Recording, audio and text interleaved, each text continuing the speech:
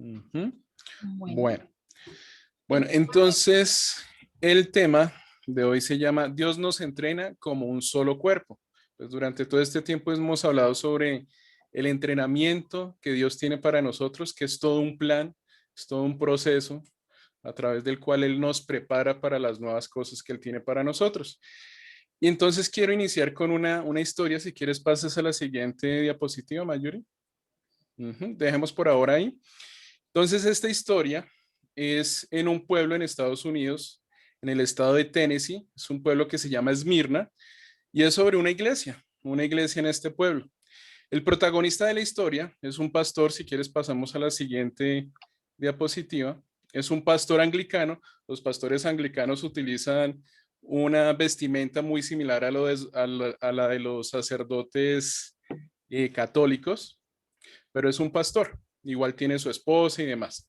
Entonces, el protagonista de esta historia es este pastor que vemos ahí en la imagen y fue enviado a esa iglesia que vimos para realizar el inventario de esta iglesia, de esta propiedad y determinar su valor para una posterior venta. ¿Sí? O sea, resulta que esta iglesia tenía un problema de que había poca asistencia de fieles, la hipoteca del inmueble de la iglesia, pues hacía prácticamente imposible mantener la iglesia a futuro, ¿no?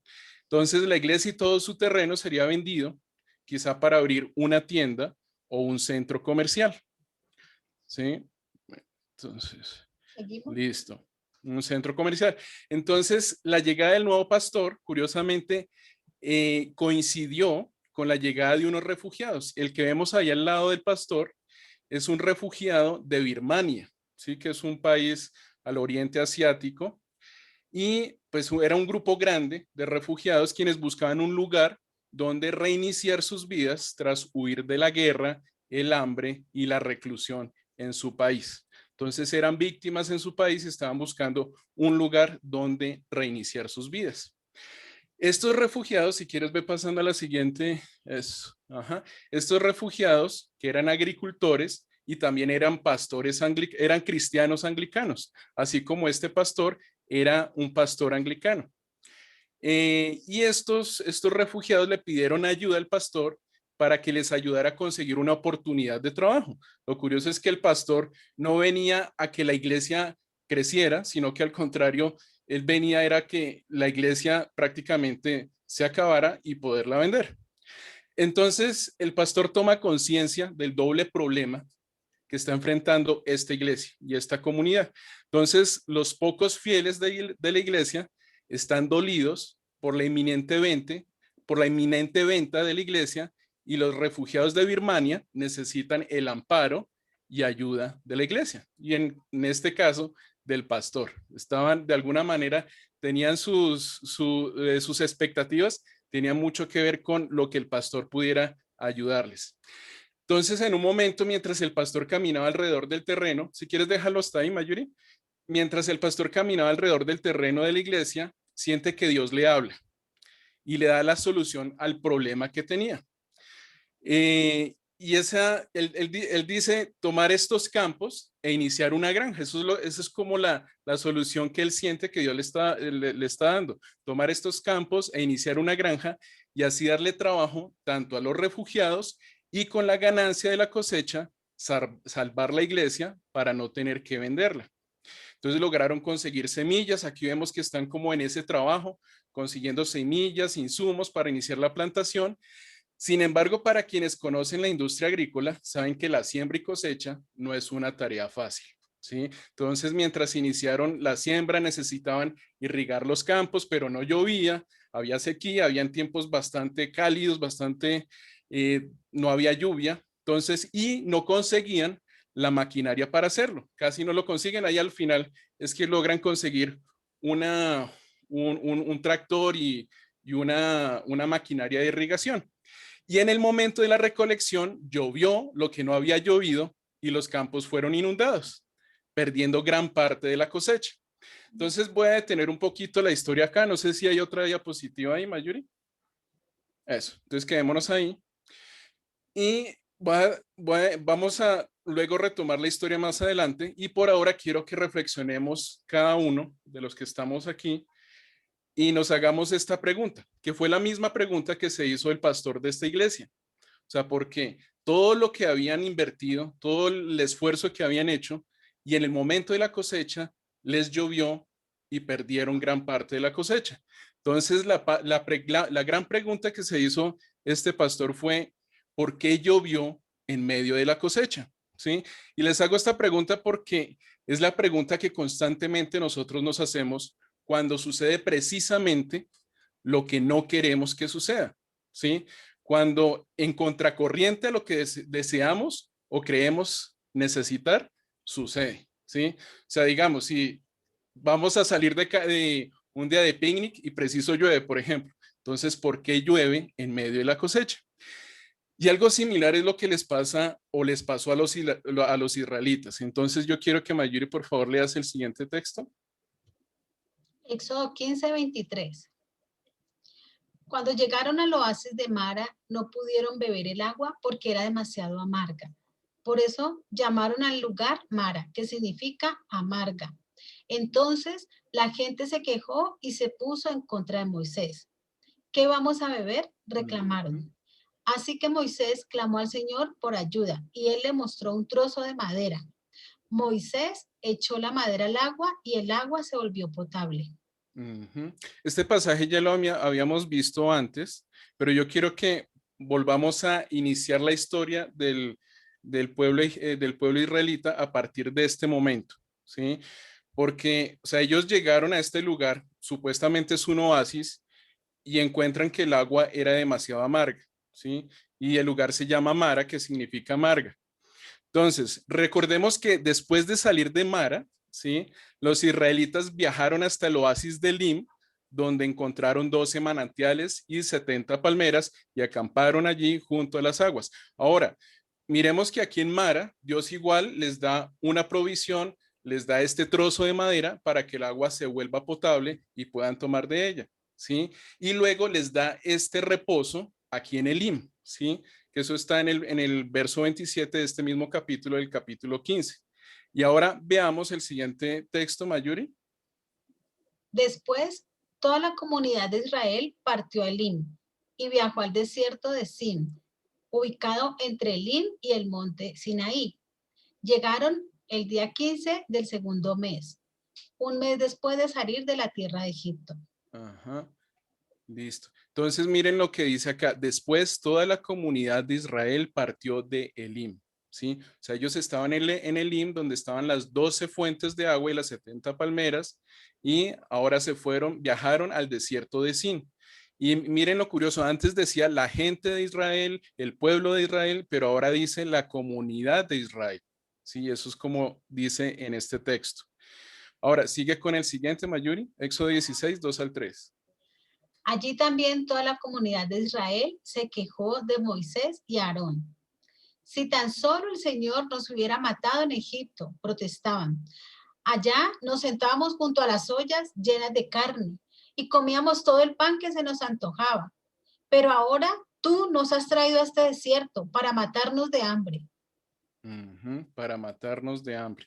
Y miren cómo a veces hablamos cuando nos sentimos enojados. Entonces, al parecer, el hambre estaba más anticipada de lo que realmente el pueblo israelita estaba experimentando. En otras palabras, ellos no vivieron hambruna, ¿sí? Ellos no estaban viviendo o sintiendo hambre realmente, ¿sí? No la pasaron durante semanas, ni tampoco vieron a su familia o amigos morir por mala nutrición, ni tampoco tuvieron que matar a todo su ganado por comida, por falta de comida. Pero ellos empezaron a sentir hambre antes de realmente tenerla. Y escuchen lo que acabé de decir, no tuvieron que matar su ganado, o sea, ellos tenían ganado y tenían provisiones, pero sin embargo se quejaban, ¿sí? Se quejaban. Y así muchas veces somos nosotros. Entonces, obviamente, Moisés y Aarón, que eran los profetas de Dios para el pueblo israelita, no tenían ningún interés en matar al pueblo de Israel, obviamente que no, pero para un corazón que murmura, y como a veces lo hacemos nosotros, se nos hace fácil acusar a otros de tener las peores intenciones. ¿Les ha pasado? A veces acusamos a otros de que lo que nos dijeron, lo que hicieron, fue algo, un plan macabro. Y resulta que no. Entonces, al igual que el pueblo israelita, a veces nosotros nos empezamos a quejar por las cosas que nos hacen falta y no estamos agradecidos con aquello que Dios nos ha dado, aquello que realmente necesitamos y podemos disfrutar. A veces nos quejamos de todo lo que no tenemos, pero no le damos gracias a Dios de lo que Él ya nos ha dado y de lo que cada día podemos disfrutar gracias a Él. Y como vamos a ver en el texto siguiente, Dios siempre provee para nuestras verdaderas necesidades. Esto es Éxodo 16, 11 al 12. Luego el Señor le dijo a Moisés, he oído las quejas de los israelitas. Ahora diles, por la tarde tendrán carne para comer y por la mañana tendrán todo el pan que deseen. Así ustedes sabrán que yo soy el Señor su Dios. Yo creo que ya algunas y algunos se están poniendo como a tono con la historia que viene en este texto, y esto es Éxodo 16 para que lo tengan bien en cuenta. Y si quieres, Mayuri, por favor, lee la siguiente diapositiva. Éxodo 16, 13, 14. Esa tarde llegó una cantidad enorme de codornices que cubrieron el campamento. Y a la mañana siguiente, los alrededores del campamento estaban húmedos de rocío. Cuando el rocío se evaporó, la superficie del desierto quedó cubierta por copos de una sustancia hojaldrada y fina como escarcha. Amén. ¿Algunas de ustedes han probado las mil hojas? Yo a veces me imagino que algo así fue lo que comieron los israelitas, mil hojas. Y de pronto hasta con arequipe, yo no sé, pero yo creo que, o sea, como lo dice acá, yo creo que era rico. Y además de eso, tenían codornices. Entonces los israelitas quedaron perplejos al ver eso. Esto dice en el verso 15. Quedaron perplejos, quedaron pues, wow, abrumados. ¿Qué es esto? Decían. ¿Sí? ¿Qué es esto? Porque no tenían idea de lo que era. Y aquí hay una palabra muy interesante y es el vocablo hebreo maná. Maná. Y obviamente esa palabra lo han escuchado, todas y todos lo han escuchado. Y precisamente significa eso. ¿Qué es esto? ¿Qué es esto? Significa maná. ¿Sí? No les estoy tomando el pelo. O sea, maná significa ¿qué es esto? ¿Listo?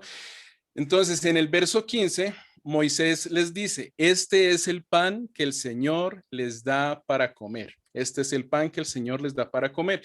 Y muchas veces Dios nos dice eso.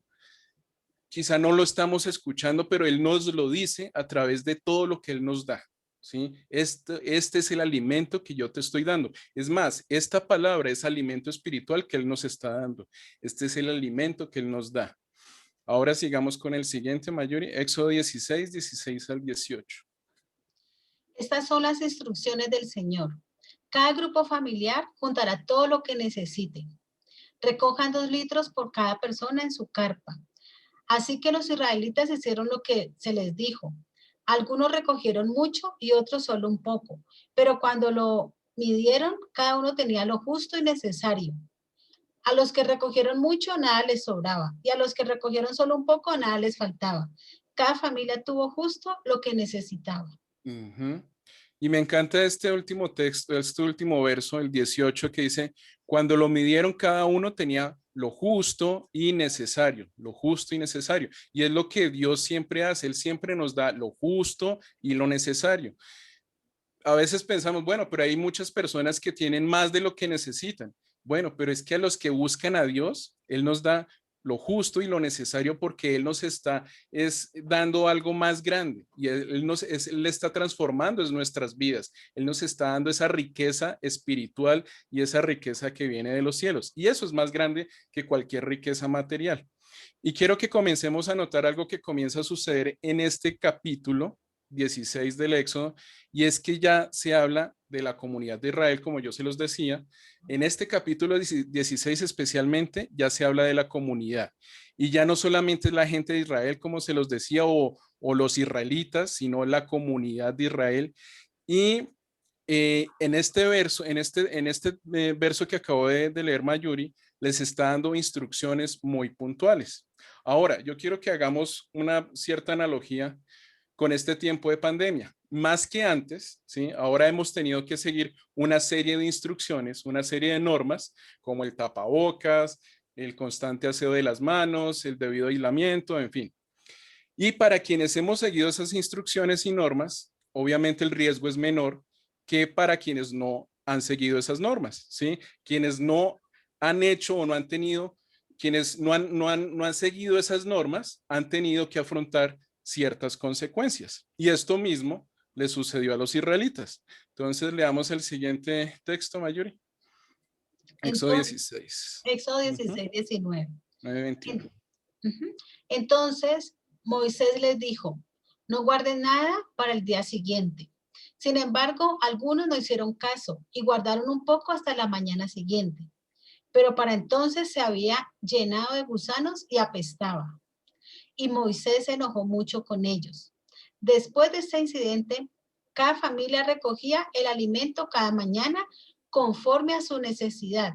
Cuando el sol calentaba, los copos que no se habían recogido se derretían y desaparecían. Ujú. Entonces, mire lo que sucedió. Algunos no hicieron caso y guardaron un poco hasta la mañana siguiente. Eso fue lo que hicieron. Pero miren lo que sucede. Se había llenado de gusanos y apestaba. Esa fue la consecuencia a una desobediencia. Y eso es lo que nosotros tenemos que tener en cuenta. Cada desobediencia a Dios y a la autoridad de alguna manera, porque Dios establece las autoridades para que nosotros seamos obedientes. Dios no establece autoridades simplemente por adorno. Dios las establece porque son necesarias. Entonces, definitivamente, si nos salimos de normas o parámetros establecidos, se pierde el orden, se acaba la paz. Cuando no hay orden, no hay paz. ¿Sí? Entonces, para que una comunidad funcione en debido orden y armonía, en paz y bienestar, se necesitan normas, instrucciones y mandatos. Entonces, aquí hay unas palabritas muy interesantes: orden, armonía, paz y bienestar. Yo creo que eso es lo que todos queremos. Y eso es lo que significa shalom. Shalom, no sé si han escuchado esa palabra, es un vocablo hebreo, shalom en hebreo. Eso significa, sobre todo, especialmente paz, paz y bienestar. Y también es la forma como los judíos se saludan, shalom. Y es una palabra muy bonita. Y esa es la perfecta voluntad de Dios para todos nosotros, para sus hijos amados, que haya shalom en nuestras vidas. Y ahora, para que exista ese shalom en nuestras vidas, tenemos que seguir unas instrucciones y unos mandatos que Dios nos ha dado a través de su palabra. Sigamos con Éxodo 16, 22 al 24, Mayuri. El sexto día recogían el doble de lo habitual, es decir, 4 litros por persona en lugar de 2. Entonces todos los líderes de la comunidad se dirigieron a Moisés en busca de una explicación. Él les dijo, esto es lo que el Señor ha ordenado. Mañana será un día de descanso absoluto, un día sagrado de descanso, reservado para el Señor. Así que horneen o hiervan hoy todo lo que necesiten y guarden para mañana lo que les sobre. Entonces ellos dejaron un poco aparte para el día siguiente, tal como Moisés les había ordenado. Al otro día la comida sobrante estaba buena y saludable, sin gusanos ni mal olor. Ahí sí obedecieron, ¿no? Porque ya sabían cuáles iban a ser las consecuencias. Entonces, dentro de estas instrucciones de la administración de los alimentos que Dios da a través de Moisés y de Aarón, hay otro mandato y es el Shabbat, ¿sí? El Shabbat es el día de reposo, ¿sí? Que era el séptimo día en Israel, o el pueblo judío lo acostumbra el sábado, por eso Shabbat, ¿sí? Pero nosotros lo hacemos el domingo, ¿sí? Y ya pues hay digamos, algunos cambios pues en la tradición de acuerdo a eso, pero prácticamente tiene el mismo significado, es el día de descanso. Entonces aquí ya tenemos tres elementos necesarios para que una comunidad comience a funcionar ordenadamente, en paz, en bienestar. Entonces el primero, obviamente, tiene que haber una comunidad. Entonces Dios nos ha establecido como una comunidad, y quienes estamos aquí presentes, por ejemplo, somos una comunidad, ¿sí? Que busca la presencia del Señor. Compartimos algo en común. Y la segunda es que haya normas, que hayan instrucciones, que hayan parámetros, ¿sí? Para que haya y exista ese shalom, para que haya orden, paz y armonía. Entonces, en nuestra comunidad debemos seguir las instrucciones y mandatos que Dios nos ha dejado a través de su palabra. Y el tercero es que hayan líderes, ¿sí? Toda comunidad requiere líderes que comuniquen esas instrucciones, esos mandatos, que enseñen, expliquen y prediquen esas ordenanzas, esas instrucciones, ¿sí? Los líderes israelitas, por ejemplo, como lo vimos en el texto anterior, necesitaban que se les explicara cada instrucción para que ellos a su vez pudieran explicarle esas instrucciones a sus respectivos grupos. Ahora, recordemos que aquí en el Éxodo era una comunidad de aproximadamente 2 millones de personas. Era una nación que estaban haciendo. Y si nosotros no conocemos, no sabemos lo que el Señor espera de nosotros, difícilmente podremos ser obedientes, difícilmente podremos mantener orden, paz y armonía en nuestras comunidades. Entonces nosotros tenemos que conocer lo que Dios quiere de nosotros. Ahora, si nosotros si nosotros queremos mantener esa paz, esa armonía en nuestras comunidades, pues tenemos que estar al tanto de esas ordenanzas y esos mandatos. Ahora, digamos, para ir a hacer un poco la analogía con los israelitas, digamos, en una situación similar a la nuestra, digamos, los israelitas querían ir de compras en el día que no les correspondía el pico y cédula, por ejemplo, ¿sí? O sacar el carro en pico y placa, ¿sí? Era algo similar. A veces quienes no quieren ir al banco el día que tienen pico y cédula o quieren ir al supermercado y tienen pico y cédula o sacar el carro y no pueden sacarlo. Entonces, algo similar le sucedía a los israelitas. Y miren lo que pasaba. Entonces, Mayuri, por favor, continuemos con Éxodo 16, 27 al 29.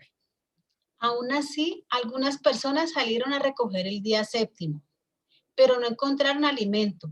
Entonces el Señor le preguntó a Moisés, ¿hasta cuándo este pueblo se negará a obedecer mis mandatos y mis instrucciones? Tienen que entender que el día de descanso es un regalo del Señor para ustedes. Por eso, Él les provee doble cantidad de alimento el sexto día, a fin de que tengan suficiente para 2 días. El día de descanso, todos deben quedarse en el lugar donde estén. No salgan a buscar pan el séptimo día. Amén. Entonces miren lo bonito. Él está diciendo acá, o sea, el día de descanso es para que todos se queden en su casa. Y es prácticamente lo que nos ha tocado hacer durante este tiempo de cuarentena y de pandemia, quedarnos en la casa, ¿sí? Porque o sea, las autoridades lo demandan, las autoridades lo exigen y obviamente porque hay unas razones. Y para Dios también habían unas razones por las cuales Él demandaba ese día de descanso, porque quería que ese día principalmente se lo dedicáramos a Él, también que descansáramos, pero era el día en que nosotros, en que, digamos, en este caso, el pueblo israelita podía dedicarse a reflexionar en su vida santa, en su vida dedicada a Él, en su vida dedicada a Dios. ¿Sí? Entonces, eso era lo que Dios esperaba de ellos, que reflexionaran ese día séptimo. Ahora, quiero que volvamos a nuestra historia, la pregunta y a la pregunta que hice hasta donde dejamos la historia con la cual iniciamos. No sé si recuerdan la pregunta. La pregunta era, ¿por qué llovió en medio de la cosecha? Entonces, antes de responder a esta pregunta, quiero que miremos lo que sucedió en esta historia durante el proceso de la siembra y la cosecha. Lo primero, si quieres ver pasando a las siguientes imágenes, Mayuri. Eso, ajá, listo, esa primera. El pastor y su esposa, ¿sí? Fueron menguando en sus necesidades y fueron comprendiendo las necesidades de toda la congregación. Y ahí vemos que ahí están con unos niños que eran hijos de los refugiados que venían de Birmania. Entonces ellos comprendieron las necesidades tanto de la congregación, o sea, de los fieles, como de los refugiados. Segundo, si quieres pasa a la siguiente imagen. Los pocos fieles que habían también entendieron las necesidades de los refugiados, que necesitaban trabajo, necesitaban tener sustento y comenzaron a apoyarse los unos a los otros. Continuamos con la siguiente. La congregación en general dejó a un lado su orgullo y solicitaron apoyo de la sociedad, del pueblo en general, de Esmirna, que fue el lugar o el pueblo donde sucedió esto. La comunidad de la iglesia creció y se consolidaron como una verdadera comunidad. Si quieres, pasa a la siguiente imagen. Ujú. Y la denominación o entidad a cargo de la iglesia reconoció el esfuerzo de toda la comunidad y decidieron asumir la deuda de la iglesia. Qué bonito. Y la iglesia ya no se iba a vender, ya no se vendería y se convirtió en un modelo de comunidad. Entonces, ¿por qué llovió en medio de la cosecha? Y a veces nos preguntamos eso, ¿por qué llueve si yo no quería que lloviera? Yo no necesitaba que lloviera, yo quería que Dios me bendijera de otra manera. Entonces, si Dios nos quiere dar algo, Él nos lo da, Él lo permite. Pero como lo hemos hablado en otras reuniones, solo Él sabe lo que realmente nosotros necesitamos. ¿Sí? Y eso es lo que yo quiero que tengamos otra vez muy en cuenta. Él quiere experimentar con nosotros esas necesidades y conocernos a fondo, ponernos a prueba. Si Dios nos da lo que necesitamos tal como nosotros lo queremos, no pasa nada. No hay crecimiento, no hay transformación. Y es por eso que llueve en medio de la cosecha. Lo que muchas veces necesitamos es trabajar en nuestro carácter. Él quiere que sembremos en los a veces duros y secos campos de nuestro corazón, para que seamos más humildes, más bondadosos con el otro, para que seamos verdaderos depósitos de su amor, no solo de cosecha de cosas, ¿sí? Sino de su amor y vivir en una comunidad armoniosa donde exista un verdadero shalom, bienestar, paz, orden. Y ese shalom es posible cuando somos realmente el cuerpo de Cristo, ¿sí? El cuerpo de Cristo. Y eso es de lo que finalmente hoy quiero dejarles. Jesús dio su vida por nosotros, dio su cuerpo en sacrificio por nosotros para que nosotros seamos un solo cuerpo, en verdadera comunidad en torno a Él. Y eso es lo que yo quiero que ahora, por favor, Mayuri, leamos. Efesios Efesios 4:4. 4:4. Pues hay un solo cuerpo y un solo espíritu, tal como ustedes fueron llamados a una misma esperanza gloriosa para el futuro. Amén. Y en otra versión dice, solo hay una iglesia, solo hay un espíritu, y Dios los llamó a una sola esperanza de salvación. Ahora, continuemos con 1 Corintios 12, ese es, exacto, 12 y 14. 12:14. El cuerpo humano tiene muchas partes, pero las muchas partes forman un cuerpo entero. Lo mismo sucede con el cuerpo de Cristo. Así es, el cuerpo consta de muchas partes diferentes, no de una sola parte. Entonces, digamos en el verso 19 dice, qué extraño sería el cuerpo si tuviera solo una parte. Efectivamente hay muchas partes, pero un solo cuerpo. El ojo nunca puede decirle a la mano, no te necesito. La cabeza tampoco puede decirle al pie, no te necesito. Y continúa en el verso 24, dice, por eso Dios ha formado el cuerpo de tal manera que se les dé más honor y cuidado a esas partes que tienen menos dignidad. Esto hace que haya armonía entre los miembros a fin de que los miembros se preocupen los unos por los otros. El Amén. cuerpo, nuestro cuerpo, es prácticamente el reflejo de lo que debe ser una verdadera comunidad. Y continuamos con el siguiente texto, Mayuri. Primera Corintios 12, 26 y 27. Si una parte sufre, las demás partes sufren con ella. Y si una parte se le da honra, todas las partes se alegran. Todos ustedes en conjunto son el cuerpo de Cristo y cada uno de ustedes es parte de ese cuerpo. Amén. Y Amén. en otra versión dice, cada uno de ustedes es parte de la iglesia y todos juntos forman el cuerpo de Cristo. Estos últimos textos son textos del apóstol Pablo y yo creo que pues tanto él como los apóstoles entendieron muy bien el concepto del cuerpo de Cristo, ¿sí? Y el cuerpo de Cristo y el cuerpo que nosotros, el cuerpo refleja esa verdadera unidad que debemos ser como comunidad en torno a Jesús, en torno a Dios y el Espíritu Santo en medio nuestro, ¿sí? Una comunidad que si algo alguien o alguien está sufriendo, alguien está siendo lastimado, todos de alguna manera vamos a ser lastimados porque somos un solo cuerpo y esa es la comunidad que Dios quiere que seamos en torno a Él. Ese es el mensaje que entonces hoy les trajimos. Espero que sea de bendición para todas ustedes, para todos ustedes y que sigamos creciendo como comunidad. Esa es como la gran enseñanza y lo que Dios pone en nuestros corazones. Amén. Andrés, muchísimas gracias por Muchas este. gracias a todas y a todos. Vamos entonces a orar, pero antes quiero compartirles este versículo, Lucas 9:23, y se los compartí esta mañana también. Dice, y decía a todos, si alguno quiere venir en pos de mí, niéguese a sí mismo, tome su cruz cada día y sígame, porque todo el que quiere salvar su vida la perderá, y todo el que pierde su vida por causa de mí, éste la salvará. Y con este texto quería cerrar y como complementar, porque fue como iniciamos el día. Si nosotros seguimos a Dios, buscamos su presencia y entendemos y comprendemos que obedecerle a Dios es lo más, es un mandamiento y además es una bendición para nosotros, vamos a encontrar respuestas. Muchas veces no queremos hacer caso a muchas cosas y no las entendemos, como nos explicaba Andrés. Pero qué lindo cuando nos sometemos a esa autoridad y aceptamos que Dios tiene alguna respuesta. ¿Listo? Entonces vamos a orar. Amado Padre Celestial, te damos gracias por este tiempo, por este momento, Señor. Gracias, Padre amado, porque tú cuidas, Señor, nuestro corazón. Tú cuidas, Señor Jesús, cada una de nuestras necesidades, porque tú, Señor, eres nuestro proveedor, porque tú sabes más allá cuál es el final de cada historia, Señor, porque tú sabes, Señor Jesús, que tienes planes de bendición para nosotros, Señor.